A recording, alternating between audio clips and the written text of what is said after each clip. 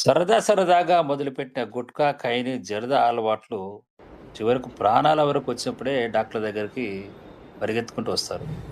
ఈ అదే వ్యక్తి గదా! చూడండి 28 సంవత్సరాల వయసు, 18 సంవత్సరాల వయసు అంటే దాదాపు 10 సంవత్సరాల నుంచే గుట్కా, ఖైనీల అలవాటున్నాయి. రోజుకు 5-10 గుట్కాలు తింటాడు.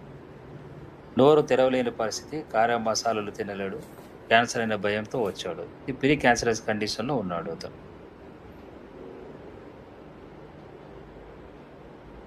వేలు పెట్టండి. ఎన్ని వేలు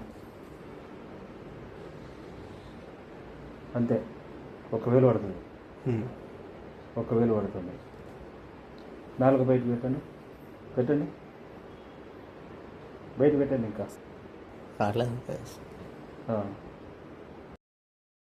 ఇలా గుట్కాలు తినే వాళ్ళలో నోటిలో ప్యాచెస్ స్టార్ట్ అవుతూ వస్తాయి. ఆ ప్యాచెస్ అల్సర్‌గా తయారైపోయి తర్వాత క్యాన్సర్‌కు స్టార్ట్ అయితది. ఇదా లిప్స్ వెనక కైని పెట్టే వాళ్ళలో ఈ విధంగా ప్యాచెస్ వస్తాయి. ఈ వ్యక్తి కంప్లీట్‌గా నోరు తెరవలేని పరిస్థితి. టీత్ గూడా ఈ విధంగా డ్యామేజ్ అయితూ వస్తాయి.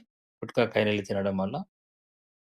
నాలుక క్యాన్సర్ గూడా ఈ విధంగా వస్తుంది తినేవారిలో. ఖైనీ పెట్టేవారిలో ఈ విధంగా లిప్స్ దగ్గర క్యాన్సర్ వస్తుంది. గుట్కాలు తినే వాళ్ళలో, పొగాకు నమిలే వాళ్ళలో ఈ బుగ్గలో పెట్టి నమలడం వల్ల ఈ విధంగా క్యాన్సర్, అల్సర్‌లు అదేవిధంగా క్యాన్సర్ గడ్డలు గూడా ఈ విధంగా వస్తాయి.